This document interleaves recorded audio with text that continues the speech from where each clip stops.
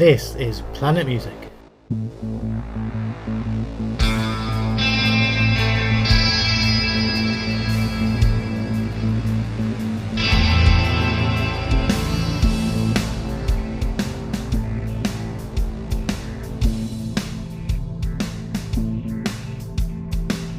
Welcome to Planet Music from the makers of Planet Marzipan. In a streaming world, we're proud to be a podcast that celebrates the art of the album. Hello, welcome to Planet Music. I'm Mezza. I'm here with my good friends. Craig. And? Mikie. And? Grae. Hello, boys. How are you? I'm good. You? Yeah, I'm good. Craig's going to be quiet tonight, isn't he?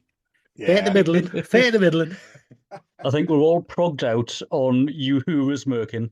Well, let's just say, as you can tell from the title of the episode, folks, we are here to review Spock's Beard's fifth album, titled V or 5, whichever way you want to look at it. Full disclosure, this is Craig's pick. Oh no, sorry, no. This is my pick. In some strange mirror universe. Yeah. In a universe where Spock has a beard. Yeah. Yes. So John, what do you actually know about this mirror episode of Star Trek then? It inspired this lot, and that's enough for me. That's all I need to know. Okay. I quite like it. I think it's a good episode. It's cracking, you know. Yeah. It's drying already. Look, he's trying to get onto something he likes. This is the fifth Spock's Beard album, released on the 22nd of August 2000. Craig, how old were you then? Oh, it was just before my 28th birthday. Jesus Christ. 20. Okay. There is a Wikipedia entry for this album. V is the fifth studio. No, hang on a minute. He did say 28th, didn't he? He didn't say 20th. He said 28th. Yeah, didn't he? 28th, yes. Thank God for that. Yeah. I was going to have a heart attack. From Wikipedia, V is the fifth studio album of the progressive rock band Spock's Beard, released on August the 22nd, 2000. The release of V also produced a CD single, this time promoting the track All on a Sunday. The track itself was re-recorded in 2001 and is slightly different from the album. Also on the single is an unreleased song called The Truth and the music video for All on a Sunday. This album is available in a limited edition as well, which contains a 32-page booklet that includes interviews with the band and a personal fact sheet on each of the band members, as well as a multimedia track showing the band in the studio. I'm going to ask a question, but I know the answer for Mikie and Craig. Grae, were you aware of Spock's Beard at this time? So it was the album before this that I became aware of Spock's Beard, and I wasn't sure. And then this came out. So Day for Night, you'd heard. Yeah, Day for Right. Night, heard. Yeah.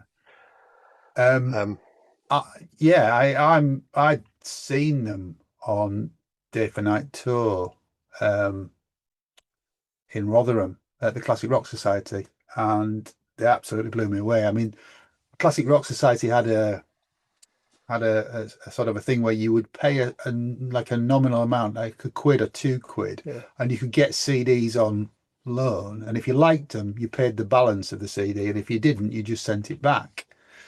And I got Kindness of Strangers, and I got Big. I'm sure it was Barred by Big Train, and I kept the Spock's album, and I sent the Big Train back. Really? Yeah, because I didn't get it.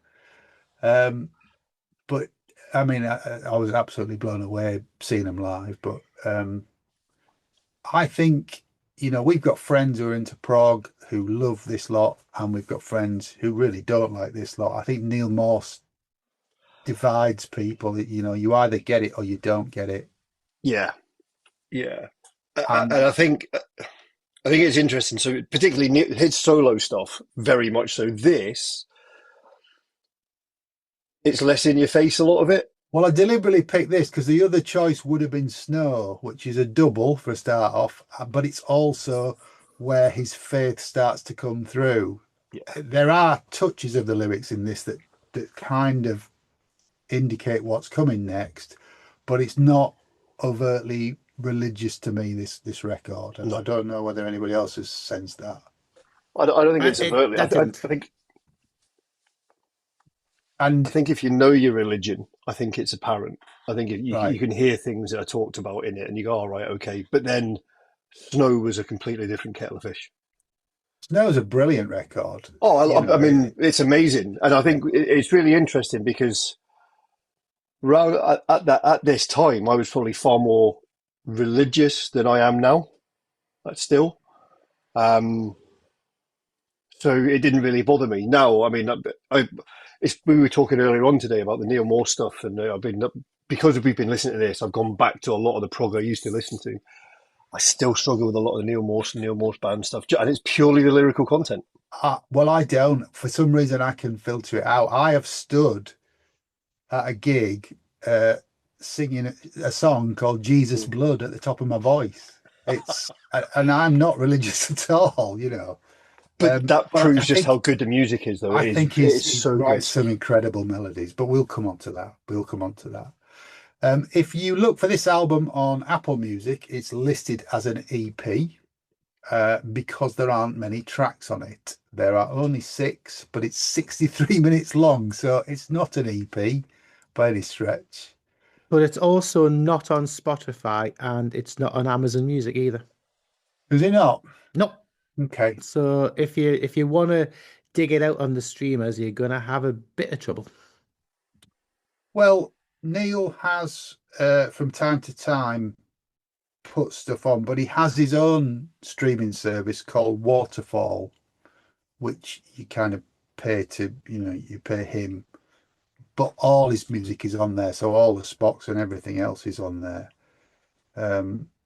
So there are ways to do it, but you kind of have to get in and sort of do them all, really. Oh yeah, it's only, well, in fact, it's only second and third era Spock's Beard on Spotify. So Nick DiVigilio fronted albums are on there and a couple of Ted albums, but no But Neil none Morse. of the Neil Moore stuff. Although weirdly, the first 20 years compilation is on there, which has both on it. But yeah, okay. I just to be fair to you, I mean, we're going to go through it track by track. Craig, what's your overall view of this? Because you're not coming from a prog angle at this, are you, sir? I'm not coming from a prog angle. I mean, I know we've had discussions of Spock's Beard over the past 25 years plus, where you've always been a big fan of it, and so I've been aware of them through your fandom and through a lot of like the Marillion fans' kind of love of it, because this is where talk about something like Steve Hogarth's podcast, the Corona Diaries. I mean, him and Ant just had a big conversation, which was a bit controversial, over Rush the other week. And Ant is coming from a seriously non-prog background.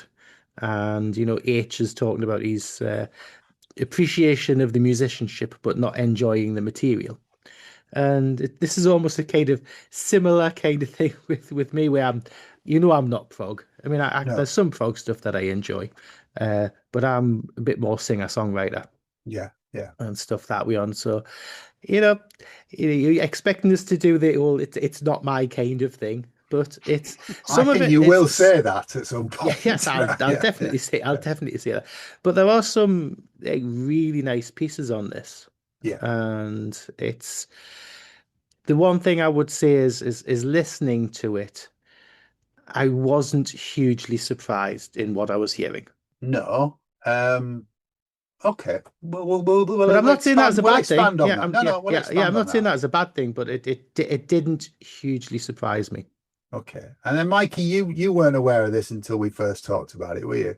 Absolutely not. I mean, again, I'd heard the name mentioned plenty at Marillion gigs, and but I'd always had an aversion to prog, only because I'd probably heard the worst of it, not the best of it.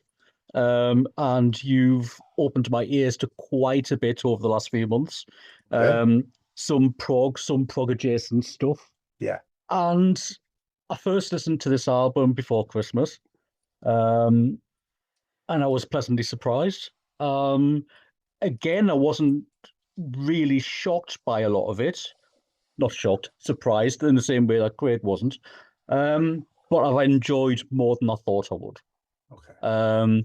And I mean, this week alone, I've played it 3 times, and that's not just because I have to do it for homework. Mhm. I could have done it once and wrote me notes and walked away. I was quite happily going back to it and, revisiting certain parts of it more than others.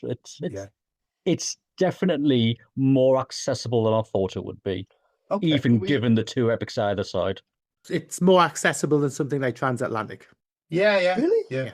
Yeah, it is. Yeah. Yeah. Well, it is and it isn't. I mean, we're going to talk about this when we get to the tracks, but one of Neil's motifs is to have a recurring musical motif that sort of comes up, and certainly that's the case at the end of the day, which is the first track.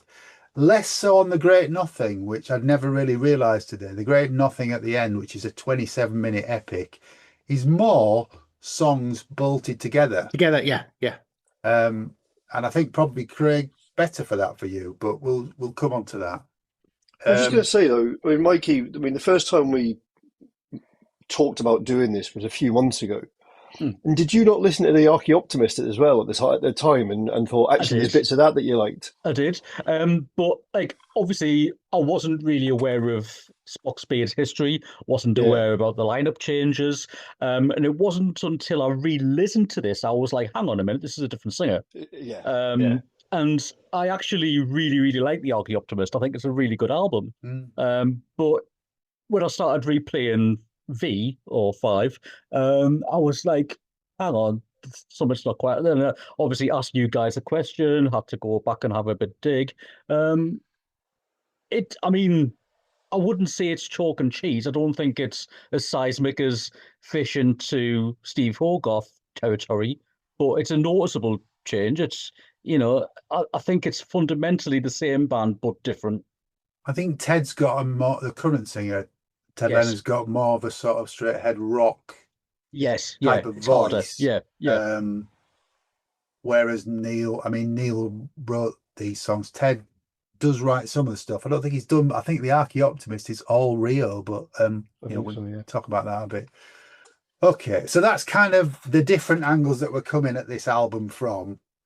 As I say, there are only 6 tracks, but that's because one track is 16.5 minutes and another track is 27 minutes.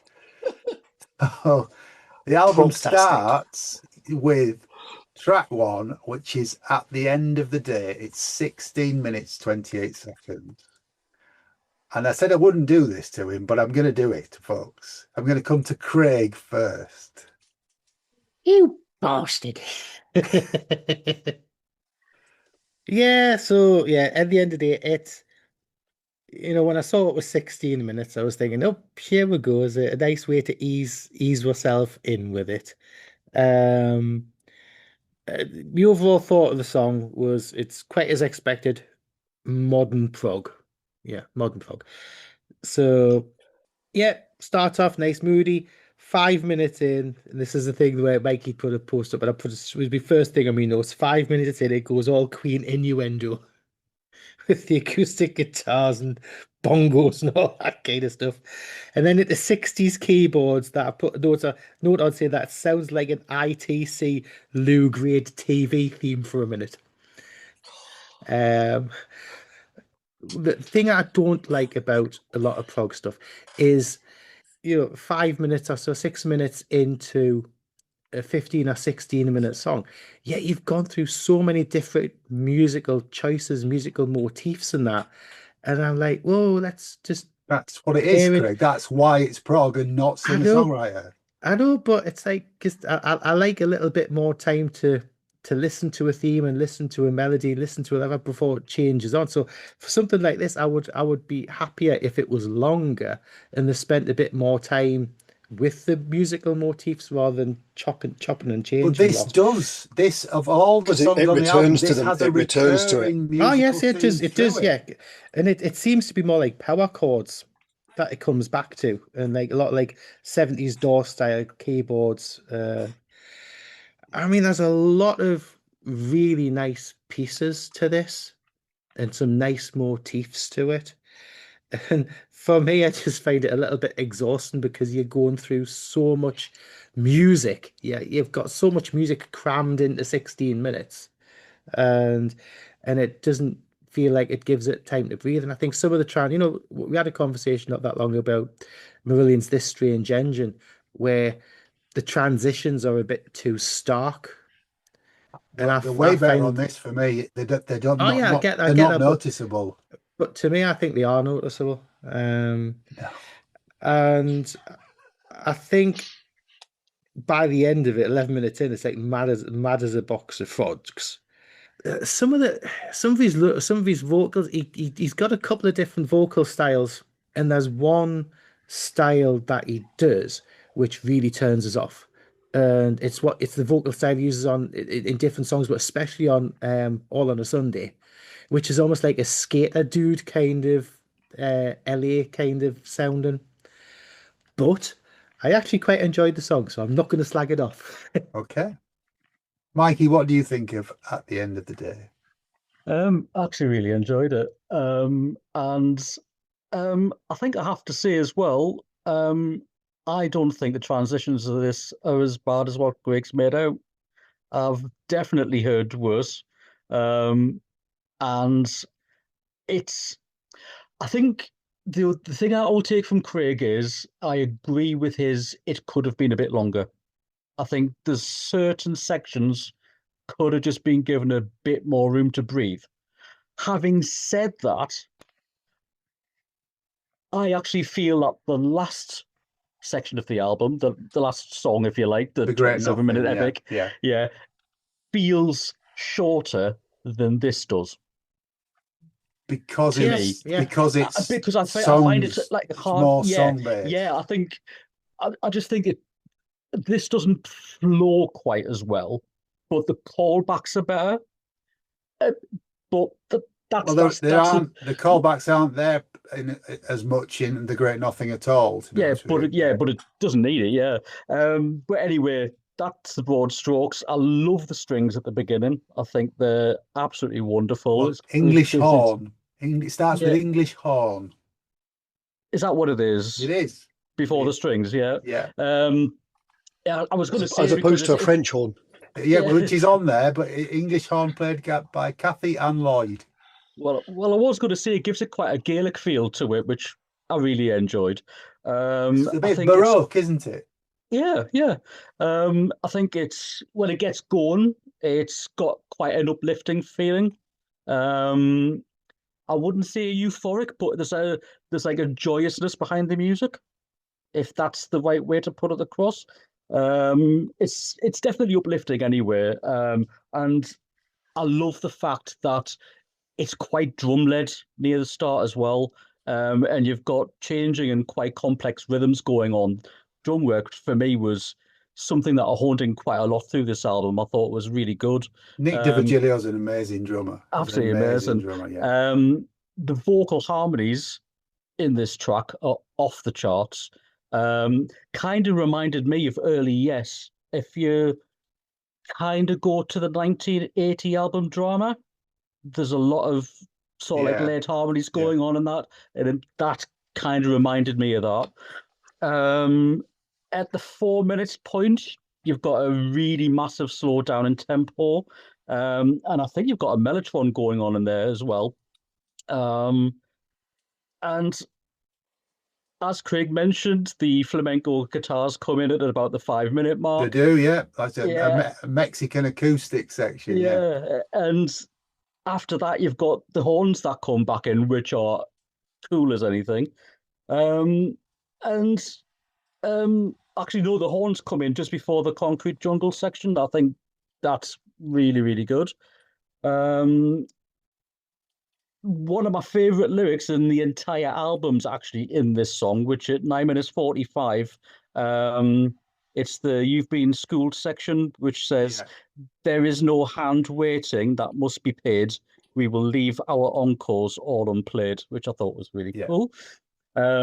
Craig also mentioned the absolutely bonkers keyboard solo at the 11 minutes mark, which I'm not going to interior Lulu it, but it's not bloody far off.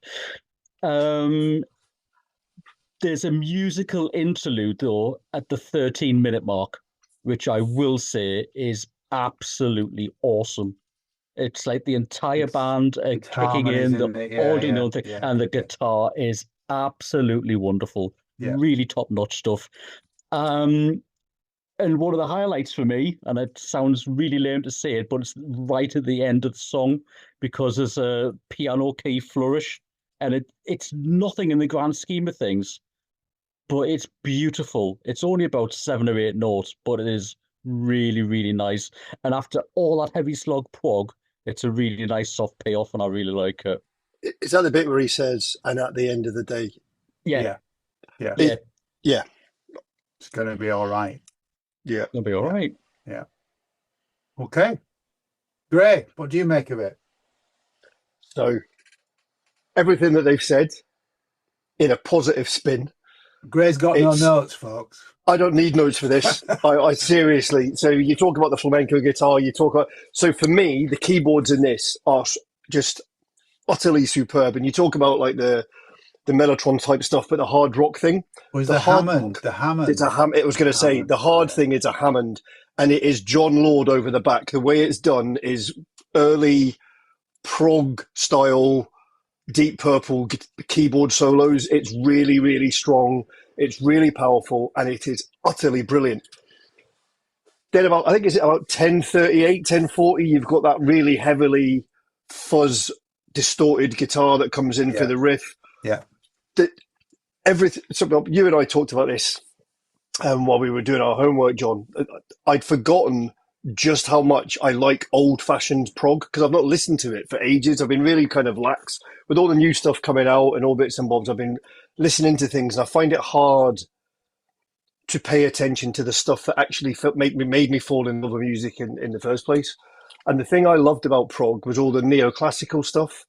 So you think about your early your early Genesis, all that kind of stuff, like things like madrigals and all that. You know, it was really intricate, really intelligent, well-formed, complex music, and this does it in spades. It really does. And it's the bits which you talk about. The motif doesn't always come back on the same instrument. It's where you hear, you've got the chords, you've got the guitar, but there's also that. It's almost like don't think it's quite a cappella. I think there's a keyboard piece underneath it where they've got all the voices doing that harmony bit in the notes of the motif for the song. Yeah, and it is just. Mikie used the right word, uplifting. It is utterly glorious. There's a point in the middle of this, about the 9-minute mark, which really is the most uplifting part of the song for me. Yes, just before the guitar kicks in. It begins, it believes and sees for all times. Yeah, it's coming down my way. Section. It is about the 9.5-minute section. As it breathes and it sees for the blind, she's holding me finally. Then there's a guitar solo after that. It's just it's just brilliant. Unbelievable. And then it does that, and it builds. It takes you down to the acoustic bit. It builds you back up again. You've got the keyboards coming in. You've got the vocal breaks. You've got all this kind of stuff. And then, like Mikie says, there's that little piano piece and the quiet voice at the end. As at the end of the day, it'll be all right. And it's like, and now I'm spent. Thank you very much. That was the song. Hope you enjoy. And it is just what a start to. I mean, like, it feels long, but not overly long. It feels like a complex structure. It feels like it's all one big gelled piece compared to the final track. And it's everything I like about prog. Everything I like about prog. It's why I like Transatlantic and all that kind of stuff as well. You know what I mean? Cool. Okay. I love this track. It's the best track on the record for me. It's probably, after revisiting the album today, my favourite Neil era Spock's Beard track. It's everything I love about him. It's all the things you've just said. The sort of Baroque intro with the English horn and just the orchestral instruments on this record has broadened their sound from what they were before. They've never really had that before, and it kind of takes it off and gives it different colours. I mean, 1 minute in, you've got just Dave Meros' Rickenbacker and Nick DiVigilio's drums driving this walking beat. We're off. You're off on this journey. It's absolutely amazing. The musical theme comes in after that. The chorus at the end of the day, you'll be lying in a suit of grey. Wow, great line, fantastic. And later on in the chorus is tweaked, and it's what you do, not what you say, is the payoff line. It's some really, really nice lyrics. As you guys have said, there's the acoustic section at 5 minutes in, and then it breaks down again to a bass and drums, and a jazzy piano riff comes in. There's quite a lot of sort of jazz chops on here. Huge jazz chops on it, and I think that's what makes it exciting for me, because I don't like jazz per se, but I love the musicianship of it, and when it's put into this format, I really enjoy it. It's not, for me, it's not like Dream Theater sort of technical wankery for the sake of technical wankery. Yeah, it's musical. Yeah. No, I get it. I totally get it. There's a Lightning Calls You section about 8.5 minutes in, which is brilliant, and I love the line. This kind of alludes to what's coming in the future for Neil, but the feel your heart like a window open slow, say goodbye to the world that you know at the end of the day. Yeah. That seems to be indicating where he's going, really. The harmonies, they're inspired by Gentle Giant, and you can kind of hear that in the harmonies that are on this record. I know the band were all fans of it, but I thought Craig wouldn't like the crunchy guitar. I thought he would call it Aka Aka, but there's a bit of that. I mean, there's a bit of that on the next track as well. There is, We've got the transitions, but we'll talk to them about that in a minute. But yeah, this would have been a great closer. I think you could put this at the end of a record because of the finish of it, but it's got that really emotional high in the middle for me. And live, it's a phenomenal song. It's a phenomenal song live. But if this were the only track on the album, I'd be happy. This would be worth my entrance fee alone for me. This. Track 2 is called Revelation. Craig. I really like the dreamy opening on this song. Yeah, it's like psychedelic, isn't it? Yeah, and just what we're talking about there, about where I don't like the aka aka guitars. I think this suffers that. There isn't much dreamy before aka aka comes in, is there? No, but thing is, it's one of those typical, not say typical prog songs, but like a song which does the loud quiet, loud quiet, loud quiet. Transitions are quite stark to it. I love the quiet aspects of this song. The verses are quiet and the choruses are heavy. Yeah.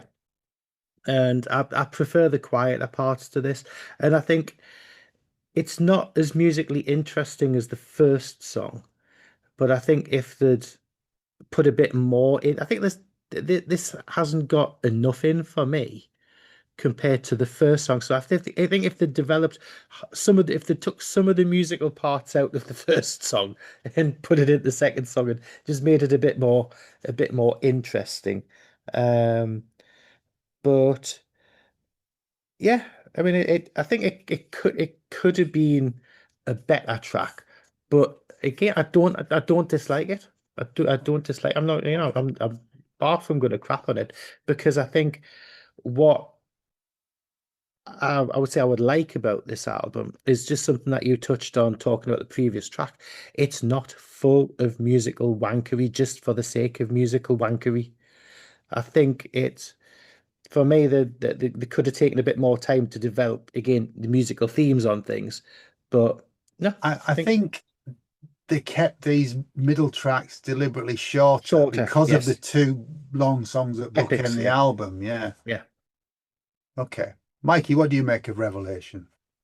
I'm going to turn this completely on its head and say this is my favorite track on the entire album. Okay, wow, okay. I think it's fucking awesome. And I think that light and dark shift between the verse and the chorus is what makes it for me. I agree with Craig that, I've got mellow and spacey. So not quite dreamy, but I've got mellow and spacey. And I like the jazz feel to the organ work as well in the verses. Absolutely sublime. And as much as there is some heavier moments, as Craig would put it, aka aka guitars. You've got this really slow driving drum beat behind it. It's not like it's all guns blazing. You've got really fast moving guitars, but you've got slow drum work. And it gives it this almost like a dredging feeling, like you're being pulled through the chorus. It's absolutely outstanding work. It's brilliant. I get massive Wings vibes in parts with this. Okay. It's a big, it's a massive, big, dirty riff is the chorus, though, isn't it? It's such a dirty I riff. think that's where I got that from. And there is the shortest guitar solo in history at the 4-minute mark. And I think it's literally only about 15 seconds at best. Yeah. It makes this song. It is fucking out of this world. And then you're just straight back into the main song again. And the outro is dark, it's moody, and I get all of the payoff I want with it out of a 6-minute song. Yeah. Fantastic. Absolutely top notch. Can't rate it high enough. Cool. Well, this track is written by 4 of the band members as well, so it's the only sort of track on the album that is. Yeah, Great. it's not a Neil song. No, he's on it. He's co-writer. Neil? Yeah. I didn't think you. Oh yeah, no, he is. Sorry, yeah. There's only Dave Mayros that isn't a co-writer. Yeah. I love it, and I think it's the light and shade piece. It's a lesson in restraint. We all know that they can whittle. We know that they can play whatever they want to do, but we also you hear. So at the end of the day, there's parts of it where you can hear them riff out, but they don't do what, for instance, Stephen Wilson's really good at doing. So if you think back to Porcupine Tree, they'll play a riff that actually blows your socks off. Play it once in a track and never play it again, never come back to it. Neil, when he writes his own stuff, has those. He comes back to good parts. He comes back and plays them again. It's here's your verse, here's your chorus. We're going to do that. Oh, and by the way, you're going to get a guitar solo. It's going to be searing, but it's going to be as long as it needs to be. Well, I seem to recall that Neil kind of comes back in and sings over the end of it, doesn't he? Yeah. Yeah. It's brilliant, and it's really weird because by the title, I would have thought it would have been an overtly religious song. I thought it was like the stuff, but it's not. It's not there at all. And I think the darkness of it, because at the end of the day, it's quite. It's that uplifting, that joyous experience, and what have you. The darkness of this is that it's a really good counterpoint to it. Really enjoyable, and I think you can tell that Nick and Rio had input into the writing, very much so. Particularly Nick DiVirgilio. Yeah. That long, slow, dirty groove is just brilliant. I'm surprised Dave's not credited as a co-writer on that, but yeah. There was a DVD. There was a VHS. There's a DVD which is the making of V. Right, okay. It has a section where they show potential album titles. I think Revelation was potentially going to be one of the things they considered to be. It's a strong song. Track. It's great. It's great, and I think I might be misremembering this. I think they called it the Soundgarden song because they felt sounded a bit like. I don't get that myself, but I get it with the chorus. Yeah. I think it's good. I'm still harking back to the previous track, if I'm honest. I love the dirtiness of the riff and the chorus, but it's a bit of lighter relief, even though it's quite heavy for me. But yeah, great because it's the other 3 guys that are on there writing it with Neil. The next track, Greg, is Thoughts Part 2. Now, when I said like Thoughts Part 2, I was like, okay, Part 2. So where's the other part? So I did a little bit of reading. Part 1 is on Beware of Darkness. Yes. And then there's a Part 3 and there's a Part 4 or something as well. No, So there's a Part 5 and there's an Afterthoughts. Part 5 is on Neil Morse's Momentum solo album, and Afterthoughts is on an album quite a way away from here, Brief Nocturnes and Dreamless Sleep, which has got Ted Leonard singing on it. So although they claim that they're connected, they're not really. Yeah. I mean, I had a nice acoustic start to it, but then the lyrics actually made me laugh from the first listen. Says, was it might be really great to show you how I feel inside. Then maybe not. Yeah, yeah. I mean, that's the sort of humor that Spocks have, though. Yeah, yeah. But they changed it to there's a big, massive bass and guitar riff in it. Yeah. But what I mentioned earlier on that I don't like on some of the styles, he uses these kind of skater dude vocals on this, and I mean, I think Are the you talking about the bits like maybe not and what's the point? Is that the yeah, bits because you're it's talking the kind of singing voice that he uses on All on a Sunday as well. It's just that way that he I sings. I'm think not all on like a Sunday he sings it in a slightly lower register. I yeah, do get you. I do get that. I think I enjoy the songs where he's singing a bit higher yes, yeah, keys. But but it's is it that not? Is it not the bits where he's singing a character? Yeah, it is. Then It's yeah, the bits where he's he'd be singing a acting. character. Yeah, yeah. Yeah, he's acting rather than Yeah, yeah. yeah, I'm not a great and not a great fan for that, but I think the vocals in this, like the a cappella stuff, that's all quite fun. It's quite interesting, and yeah, it's a. But when you expected me to be going, oh, it's not for me, and this track's pretty much a not for me one. Okay, Mikey. I have to say this was the one I struggled with the most as well. Really? Okay. I've tried, and that was the reason why I asked you, John, last week, where the other parts to thoughts were Yeah. and were they connected, blah blah blah. I actually think the song Afterthought is really good. That being said, again, this is the thing with a prog album. You're listening to acoustic guitar at the start, and I'm thinking, oh, a nice acoustic guitar track. That's what we need now. This is a prog album. You've got this for a minute at the very best, and then it's going to go off on a tangent, which obviously it does. And I feel that the transition from acoustic to eclectic is too much for me in this track. That being said, the orchestral transitions where they are fucking awesome. The string work, the horns, all of that stuff that goes on as transitional points is genius. Absolute genius. I'm totally on board with Craig 100% about the harmonies. Harkens back to very early day Queen work for me.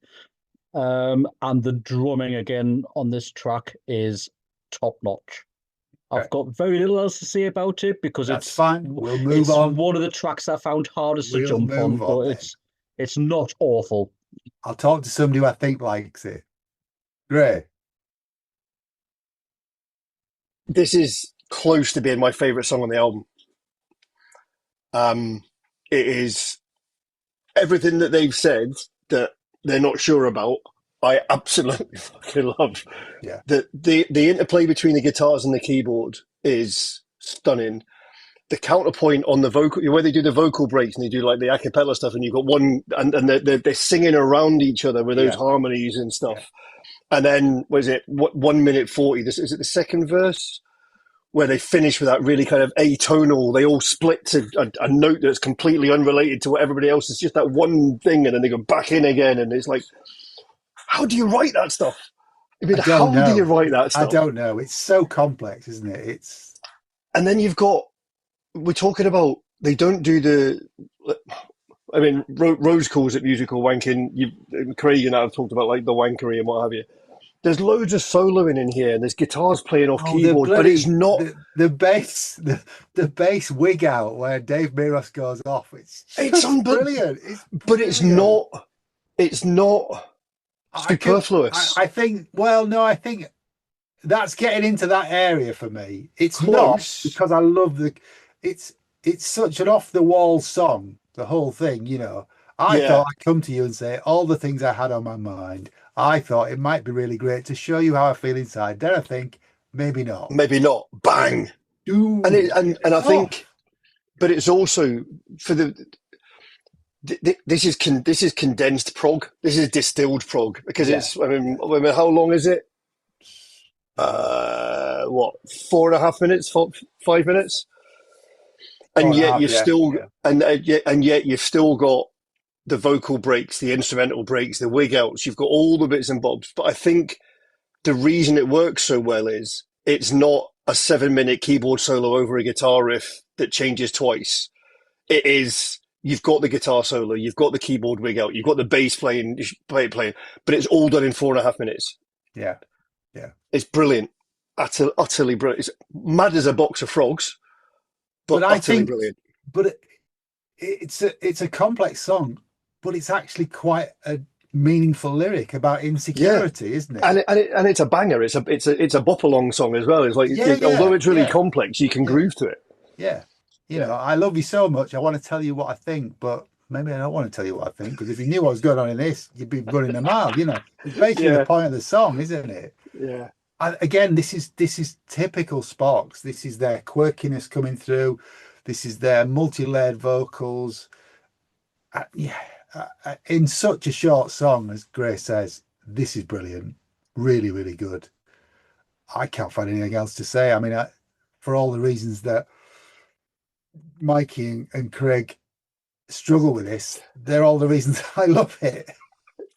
Yeah.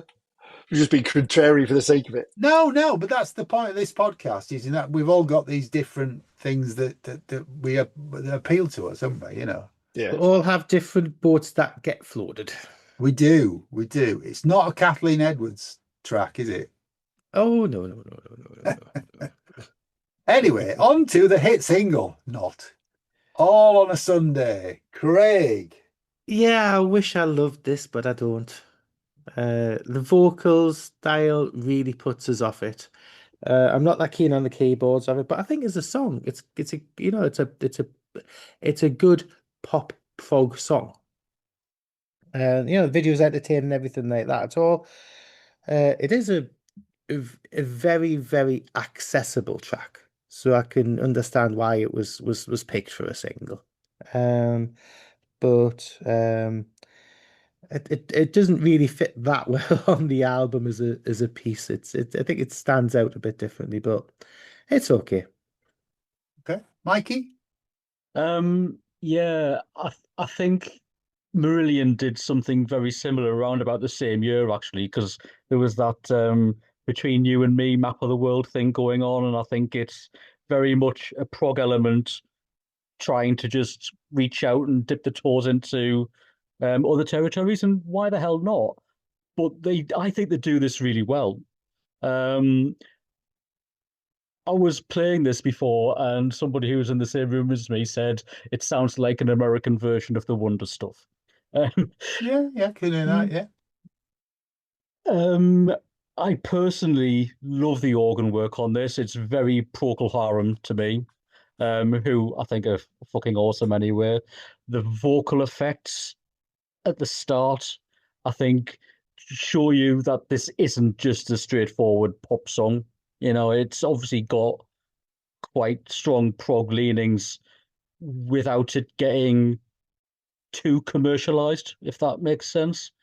It does stand out on the album because of what surrounds it, but I think I wouldn't say it's a palate cleanser. I just think it's a nice breathing space to have something lighter in tone and mood. The transition variations aren't as, choppy changey as the rest of the album. It's, again, the song structure's still not quite standard pop or standard rock. It's fluid, but yeah, I don't dislike it. I think it's needed on the album, but it's not a standout moment for me either. Yeah, Grae. I think it's brilliant, but I think to me it's another facet of what Spock's Beard do, because they are so much more than just the long. For all I love the long sort of traditional prog stuff, if you listen to things that other people in the band, so stuff that Nick's done, stuff that Neil's done, and what have you, there's all these other stuff and all these other influences that they play. If you know some of the Beatles influences, I mean, you mentioned Procol Harum, I mean, Mikie. Neil's a Yeah. huge Beatles fan, yeah. And I think so. Some of this reminded me of another prog band that has a lot of sort of that 60s-ish leanings is Unitopia. Yeah. I can hear that in this. And again, I don't think it's quite as good as Thoughts Part 2 in as much as condensing the music. I love the song. I think it's a far simpler attempt at condensing prog. And for me, it just kind of it's less impactful because of that, but it's still brilliant. And I think if you took this and put it next to something like the Flying Colours albums, where Neil's there with, which is that kind of let's take prog but make it pop rock or slightly more palatable rock, that would work there. It's kind of veering away from the really proggy stuff, but it fits as if you know more Spock's Beard, it fits as a Spock's Beard track for me. Yeah, this could have come off Day for Night. You know, it's Yes. that sort of. Yeah. To me, it's kind of there. I liken it to sort of the Monkeys for me. It's that sort of a throwaway, light-hearted song. But, Yeah. I mean, this is what Neil was doing before he got into prog. He was trying to make it as a standard singer-songwriter. Yeah, because they met Nick at a blues jam night and stuff as well. It was all it was like it wasn't nothing to do with prog initially. No, I think this is great. It's it was slightly re-recorded for a single, but they kind of chopped the beginning off. That's the gist of the single mix. But it's nice. It's, you know, if you think about what's come before, it's probably needed. This and the next track are a bit of respite before the Great Nothing, which, you know, hits you straight in the face. But I think All on a Sunday's great. It's throwaway, but it's better for it.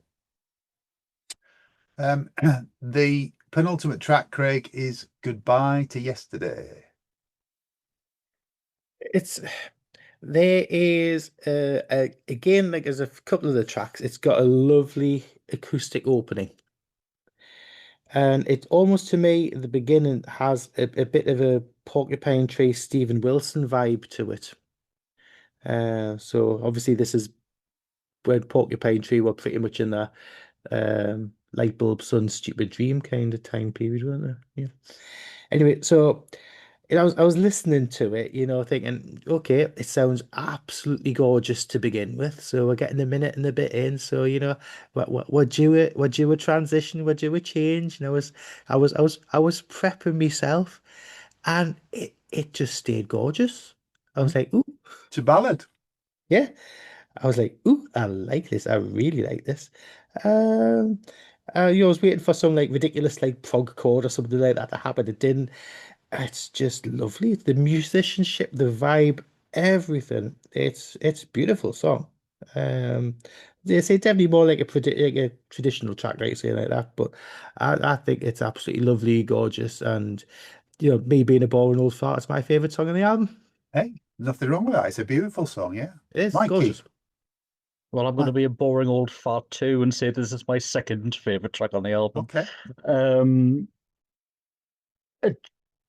Pretty much what Craig said. That acoustic guitar work is absolutely sublime, and the fact that it stays with you so long, and it's needed, like you said, John. The try to find a way parts kind of remind me a bit of Macca again. I think there's definitely McCartney leanings there. And it's also got one of my other favorite lines from the album, which is, do you have your baggage or do your bags have you? I knew you. I'm looking at the lyrics now. I knew you were going to say that. It's brilliant. Absolutely brilliant. Again, really sublime vocal harmonies. And like Craig said, the drum work, the bass work, it is tight. The fretless bass on this is Absolutely wonderful. It really tight. is. It is awesome. But the thing that I love the most about this, running through all this work, is the textured layers that the keyboards give. They're not Is it not in electric your piano on this? Yeah, it's beautiful. It's just layers and layers of sound. Absolutely top-notch stuff. So, yeah, this definitely second favorite track on the album. Okay. Love it. We must mention, because I don't think we've said it, Ryo Okamoto is the keyboard player on this album. Ryo is rock. Grae, say goodbye to yesterday. What do you make of it? It's absolutely gorgeous. The arrangement on it is deceivingly simple. If you listen to what Nick does with the percussion and the drums, Yeah. he's playing really, really complex. It's a strange rhythm, isn't it? But it's not. It Yeah, doesn't feel is. wrong. It doesn't feel complex. No. It doesn't feel as if he's overplaying. But if you pay attention to it, there is a lot going on. And then you've got that gorgeous fretless bass over it. Absolutely stunning. And it's weird because normally I don't like where people, I always kind of call it space fillers when people think, I can't think of the right words to say, so I'm going to use one word and hang it over the first line of the chorus and then finish off the sentence quickly. But the way that Neil does it with this, that you're playing try, and then he hangs it on, and is absolutely stunning. The chorus is just, it's heart melting. It really is. And I think, correct me if I'm wrong, John, but I think this is about, so he was already turning to Christianity, wasn't he? At this point, so, yeah. This is, to me, is almost autobiographical. It's like, in his diaries, he was on tour with the Eric Bird, playing in the Eric Burden band, and he had some sort of epiphany. And I think from there he started to look further into the faith, and we know, but the next album is the last Spock's album with that lineup, and they completed the double album, and then Neil left before they could tour it. But and I just think if you read the lyrics with that understanding, it has there's a really religious connotation to it, but it could be taken as like getting out of a relationship, I suppose. But it is I think so. Yeah, I think it's fantastic. They're not overtly religious. No. But the song is sublime. It really is, and I think the delivery of it, because it's just so restrained, like Craig was saying, where you think, oh, here we go, nice soft start. Where's it going to go next? But it doesn't. You just drift along with this absolutely gorgeous arrangement and lovely lyrics, so well delivered, in a voice that Craig probably likes rather than thinks. Nah. Yeah, it doesn't. It's singing it properly. Singing it proper. Yeah. Well, for you, yeah. I mean, everything that you've said, it's a lovely song, and it's got an amazing understated guitar solo from Alan Morse in it as well. But yeah, it's the multi-layered vocals are back, and it's a dreamy song, and it's clearing the air for what's coming next, really, isn't it? Let's be honest, because what follows this is completely different. I think the middle section of the album, sort of from Revelation through to this, are the other side of Spock's. They're the other side that isn't in the big epics with all the kitchen sink. Although, having said that, and I've already said this about The Great Nothing, which is coming next, that feels to me more like songs latched onto each other. But yeah, Goodbye to Yesterday's fantastic. It really is. Craig, the final track on the album is 27 minutes. 27 minutes, 1 second. And I want you to sum up The Great Nothing for me. The funny thing is my first note on it was when I started it. Was it when I said it was a 27 minutes long? I put FML. But that's not really how I feel about it. I think I did have a big trepidation when this track started, because I thought, oh, here we go. I've enjoyed quite a bit of this, and the first track, is quite a bit like Mad as a Box of Frogs. This is going to be mad as a container-sized box of frogs. Yeah. And it is to a degree. Don't get us wrong, it is to a degree. But I think what we've been keep saying about it, it does seem like it's a collection of a few songs strung together Yeah. with a musical theme. Yeah. Yeah.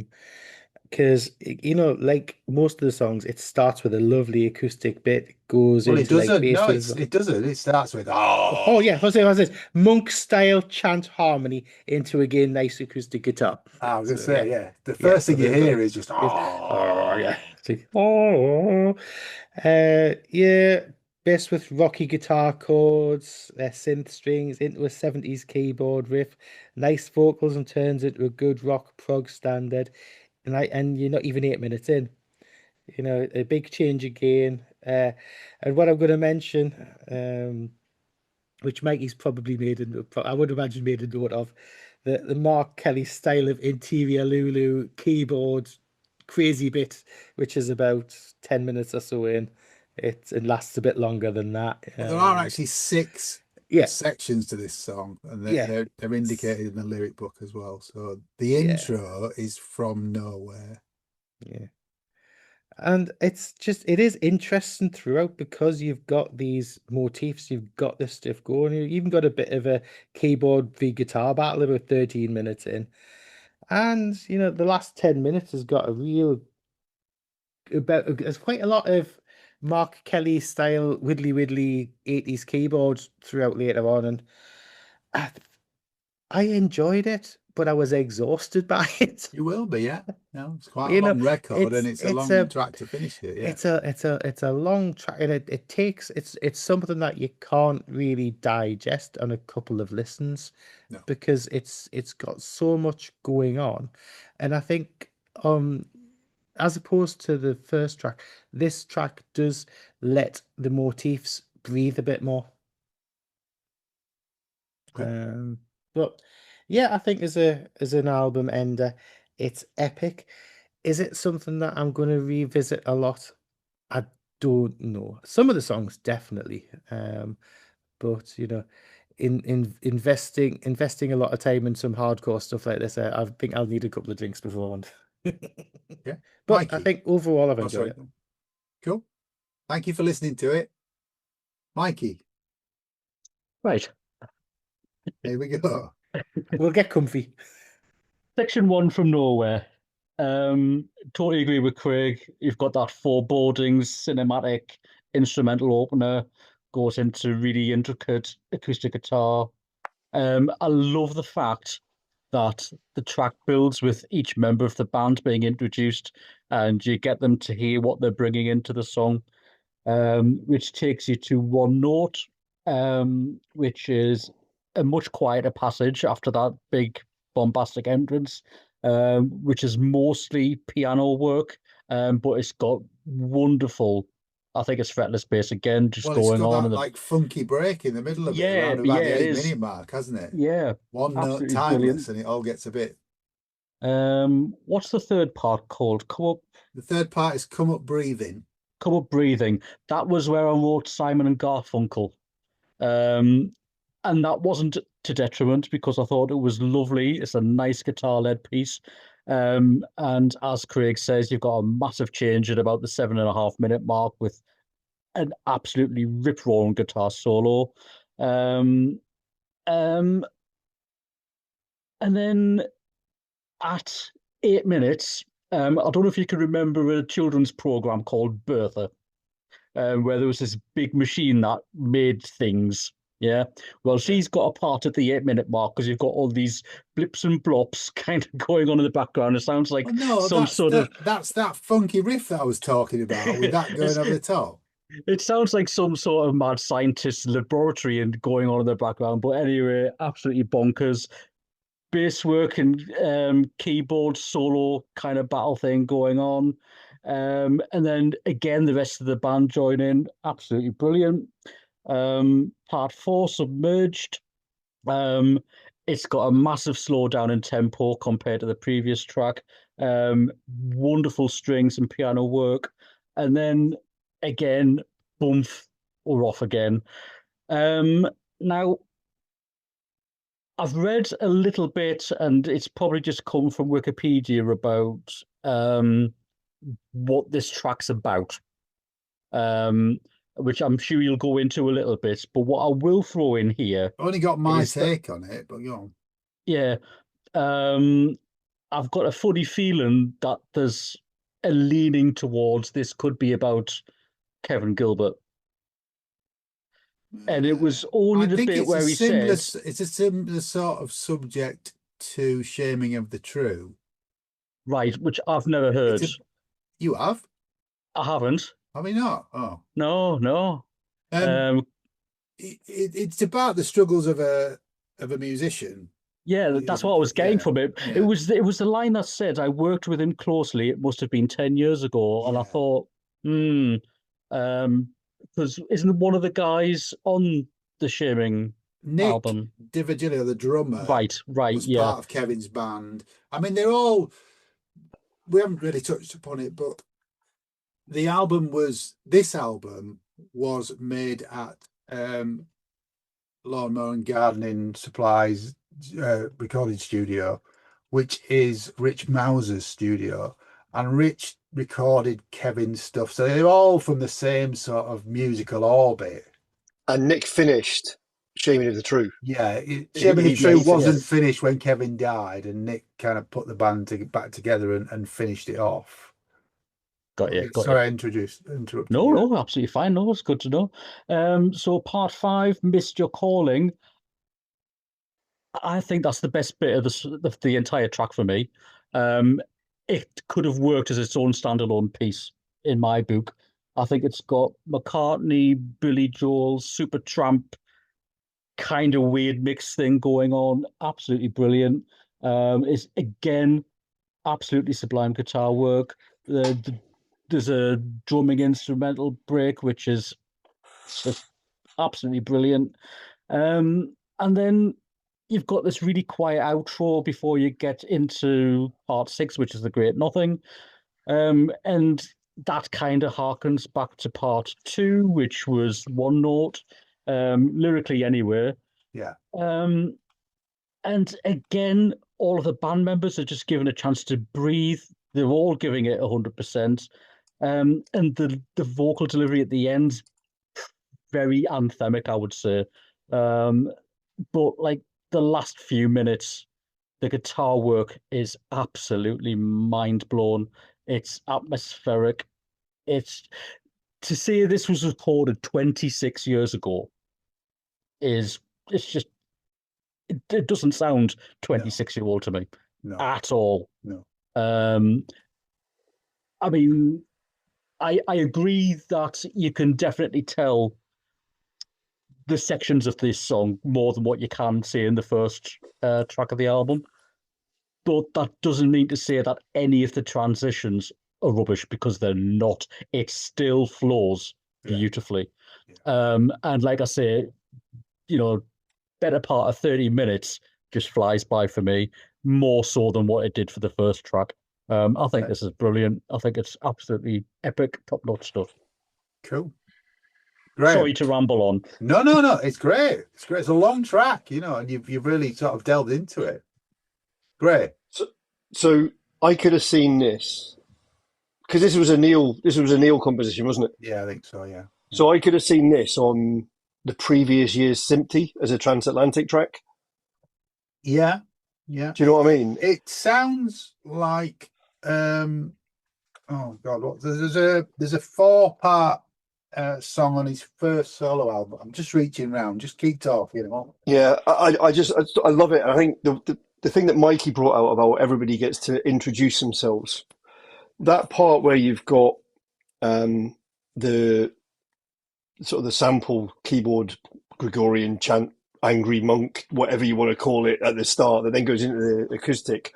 I love the fact that the next bit, the heavy riff, is the electric guitar and I'm assuming a cello playing in harmony, but it's actually the same notes as the acoustic riff, but it just takes it that step further. And then you've got the bit, and then you've got the drumming comes in, and you've got the bass. I mean, everybody gets a chance to shine on this album.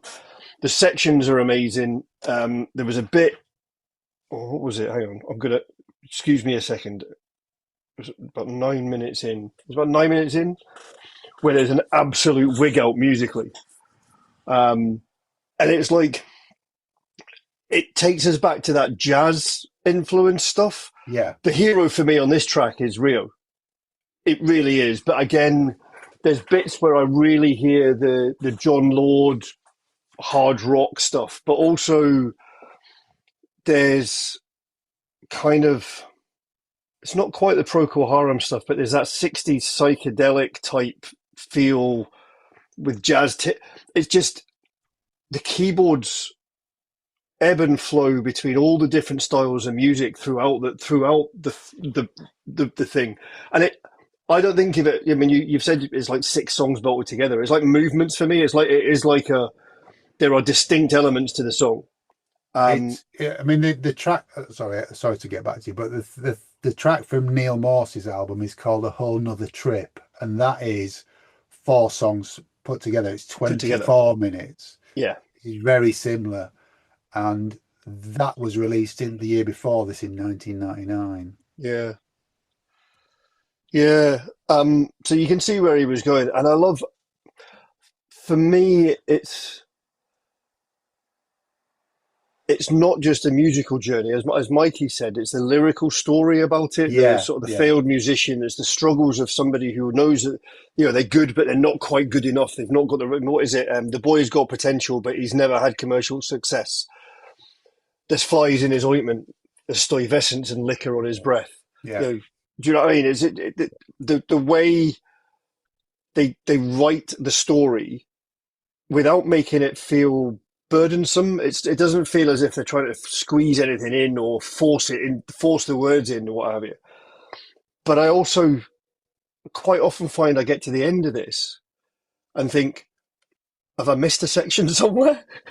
Because it just doesn't feel like it's 27 minutes long. No, it doesn't. It No, doesn't. not And, and reviewing it, trying to make notes, you're right. It doesn't feel like that. I mean, I've written some of the track times down so that I knew where I was with the lyrics, because it's always indexed on the CD as one track. Yeah, which doesn't help anything, but which is annoying because they do call out the individual elements to this. They do call out the sort of they do in the lyrics. 6/6. Yeah. But it's brilliant, and it is. So the top and tail of this album, I said to you earlier on today, it's reminded me of what I loved about prog, and I have been on a complete prog bend. I'm going to say something here that might alienate some people. It reminded me of what Marillion don't do anymore, to my mind, because I fell in love with that sort of neoclassical, neo-progressive, and it was what they called neo-progressive Marillion. Nothing to do with the singer, nothing to do with it. It was the style of the music and the way it was done. And slowly they've moved away, and it's not a bad thing. They just play a different music, which I still love. But it's very different to this kind of really technical, really wig out, really, I mean, Spocks are different to this now. Spocks have changed, They are. They're still great, but they're different. But I've gone back and I've like I said, I was listening to it. Was like I did IQ, Pendragon, Magenta, all the stuff that I've been listening to for 30 years, but haven't really listened to for the last 5 or 6. And I didn't realize it was that long, but it's because there's so much other stuff. There's new albums come out all the time, and everybody's moved on. And I think it was this, and also I read an article about Kansas, and I went back and listened to some of the Kansas material. Obviously, the vocal harmonies, and you get the religious vibes from that as well. And I cannot believe how much I have enjoyed this album, and particularly these 2 long form tracks.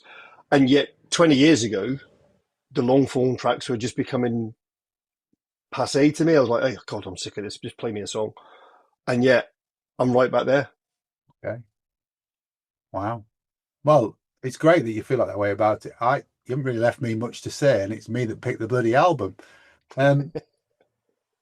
I think that this isn't quite as strong as At the End of the Day for me. It isn't as exciting as At the End of the Day, but there are some great sections within this.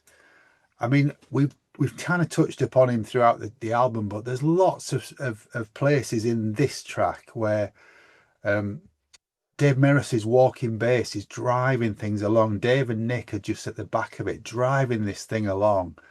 And you know, that funky break around about the 8-minute mark in Come Up Breathing that we talked about, it's strange. It's a strange off-kilter rhythm, but it doesn't sound out of place. To me, it doesn't sound like Mikie described it with all these bleeps and stuff. It's just this quirky little interlude before we get back into the song. But he's right in it from the start as well. When the bass kicks in from nowhere, Yeah, it's it's that huge. big dirty It's groove at the huge, beginning. big isn't it? dirty bass. Yeah. It's fantastic. The sound he gets, it's very Squire-like, isn't it? It's Yeah, that yes. big rasping, and also they've got it mixed up in. It's up in Yeah, the it mix, is up in the mix. Yeah. so you can hear what's going on.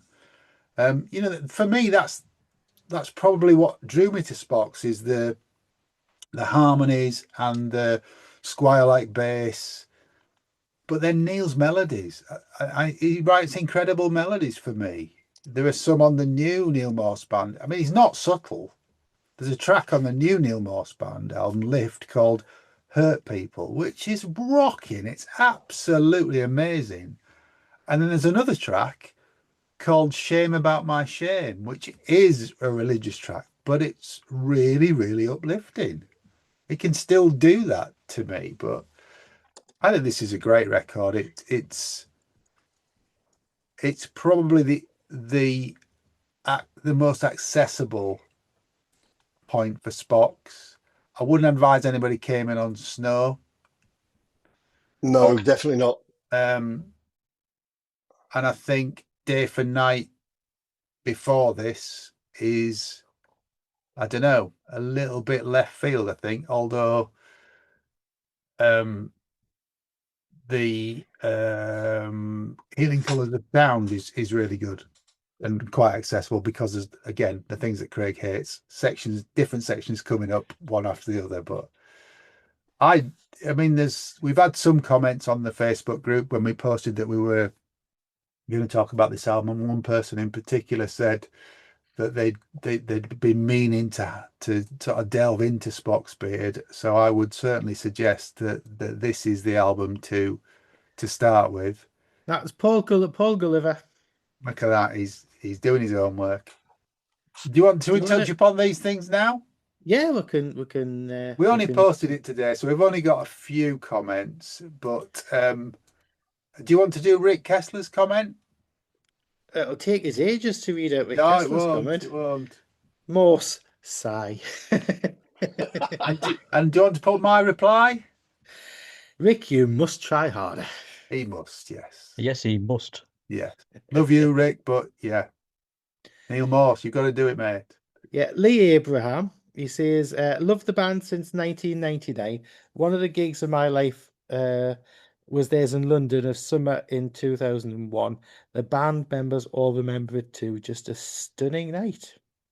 And a certain Mezza replied, says, the Astoria gig, it was an amazing night. At the time, I couldn't believe how they played the small room downstairs just the year before. And John's wearing the T-shirt. And I'm wearing the T-shirt from the big Astoria. Well, I've got the other one as well. But yes, it was an absolutely amazing night. And it was a bit like, being in that audience was a bit like being in the Marillion audience on the Farewell to 84 tour, where they played the first side of This Place. You just felt the band were about to go stellar, and that's exactly how it felt with Spock's Beard. How much of the album did they play? Well, I saw the first leg of the tour, they played downstairs. So the LA2 was a small room underneath the Astoria, and they played at the end of the day and The Great Nothing, and that's all they played on that tour. But when they came back and did the big room, they did at the end of the day, All on a Sunday, Thoughts Part 2, and The Great Nothing. So, you know, a fair chunk, but not all of it. So, right, Stephen Wicks, we'll carry on with the bits. Yay, you're reviewing an album I like and not Hot Space or some such. Possibly the peak Spock's Beard album with Morse. Not at all happy clappy, if I'm allowed to say that, which is a relief. Not a bad song on the album, and one I go back to frequently. Looking forward to hearing your take on it, guys. Well, you just have. Yeah. David Edwards says, I love V, probably my favourite Spock's Beard album until Snow. Two excellent epics.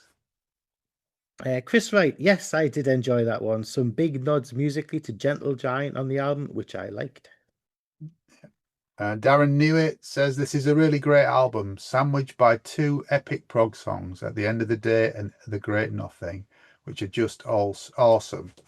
Goodbye to Yesterday, I find a bit of a slow album filler, but I get why they put this in front of the epic finale as a musical palate cleanser for what was to come. Right from Day to Night, I've followed this band. Some of the post-Morse era is a bit hit and miss, but there are some crackers. I don't agree with that. Hard to decide if V is better than Snow, but if you want a more concise musical punch, this is it. I do agree with that, if I'm honest. Yeah, Finally, I kind of struggle. Sorry, on you go. I was going to say, finally, Hamish Mackenzie, he says their best album for my money has a bit of everything that made their original era with Neil so good, and a certain Grae, yeah, just chipped in with even the kitchen sink. Yes. So yeah, Grae, what you were going to say then? So I love Snow. I think Snow's a fantastic double album. Or triple vinyl now, isn't it? Yeah, triple vinyl now, isn't it? Yeah. But I think this pips it to me for the Morse era. This is the best, probably because it is that accessible stuff. It's got everything I like about it. I think it's my favorite. This is my favorite of the original Near Morse era stuff. It's funny. I think for me it's 5 and 10. I think V and X are the very high points for me. I would have to have a think about what my favourite from the Nick era is. I do like. But I like Octane as well. Yeah, Octane's good. I mean, I quite like Feel Euphoria, the first one, because I saw him on the tour. But the self-titled, the Spock's Beard album with On a Perfect Day, I think is great. That's really good. Yeah, it's really good. And then the As Far as the Man Can See on towards the end, the four or five part, a 4-parter. 4-part, yeah. Yeah. Yeah, there's lots to love about Spock's, and then into the Ted era, Brief Nocturnes and Dreamless Sleep is a brilliant record. It really is. None of these are going to be suitable for Craig. Let's just say that now. No, this is probably the most suitable for Craig. Yeah. I'll exit the stage. As I said to the guys, there was a making of VHS that was released at the time, which was after that was re-released on DVD in a twin pack with Don't Try This at Home, Spock's Beard Live in Holland. I don't know if that's still available, but it's got some bonuses on. It's got All on a Sunday music video and some live tracks as well, bonus live stuff. It's quite interesting to watch if you like the album, but the Don't Try This at Home is fantastic. The album itself, as Wikipedia said, came out as a limited edition digipack originally with a 32-page booklet. It's been re-released a couple of times. Metal Blade and Radiant re-released a special edition which has got a demo of At the End of the Day on the end of it, which is 15 minutes long. And we haven't really talked about it, but All on a Sunday was released as a single in 2001 and has a special single mix and a bonus track called The Truth, which you got to play, didn't you, Mikey? I did. It's quite commercial as well. I was surprised because I thought as the B-side to that single, I thought they would throw something a bit more proggy on there, but it's quite an accessible track. It's nice. Yeah. It's worth a listen. Yeah, surprised it's available on YouTube if you want to have a listen. It's good. Yeah. Yeah. So cool. Has the album been out on vinyl? Is it? It has. I don't have it on vinyl. It has been out on vinyl. So you need something to I only have one Spock's Beard on vinyl. So folks, I've let you down there. But I've got all the CDs. There are loads of CDs. Can I ask, is the vinyl that you've got signed? You know the answer to this. We've had that conversation. The only vinyl I've got is Snow. And I bought it in February this year at Morsefest in London, and the only option was to get it signed because he wasn't selling it without signing it. Because Neil knows how to get your money out of you. Oh, I have to admit I'm tempted. I didn't realize it was already available. I knew it was meant to be done by March, but I hadn't clocked it was available. I'm sorely tempted to get that, but I love this though. I think the two huge songs with what's in between is enough of a balance for me to make it a really enjoyable listen, no matter what mood I'm in, whether I want something really heavy and proggy or I want something kind of more palatable. Yeah. It kind of reminded me a little bit of, I mean, it's not the same, but the setup that Marillion used for, was it Strange Engine, where you've got, like, obviously two quite big tracks and then a lot of songs in the middle. Yeah. I mean, obviously it's pulls apart. But if you just want to dive in and listen to, 4, 5, 6 minute songs, they are there. If you want to listen to prog epics, they are there. I could quite happily listen to that last track on its own, away from the rest of the album, as much as I could quite happily play those songs in the middle.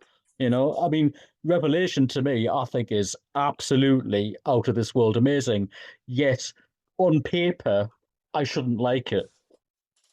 You're a bit of a closet prog fiend, actually, aren't you? I have said this on this podcast more than once. I just like good music, and I know good music when I hear it.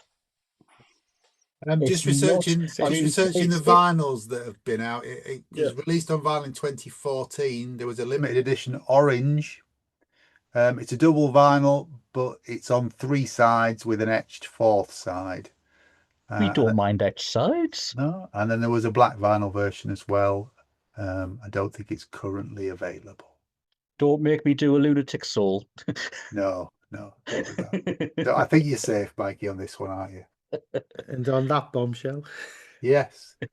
So that's what we think of V or 5 by Spock's Beard. What do you think about it? If you've not listened, have a listen and join the discussion on our Facebook group, which is Planet Music, the album podcast. We would love to see you there. If you've enjoyed this and you want to get new episodes straight to your phone or your computer, please like and subscribe, and they will be delivered to you every 2 weeks. On a Thursday. Hopefully on a Thursday, unless something goes wrong. But all that remains to be said is thank you to Mikey K. Thanks very much. And thanks again, John. Another top-notch choice.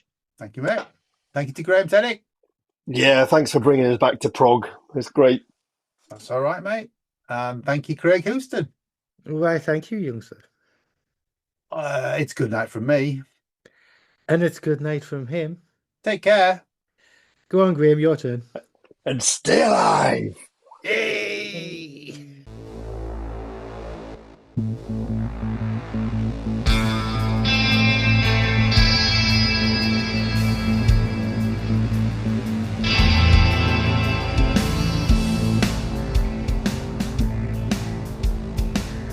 Thanks for listening to Planet Music from the makers of Planet Marzipan. If you like what you've heard, please like and subscribe, and maybe even join our Facebook discussion group. You can contact us at planetmarzipanpodcast@gmail.com.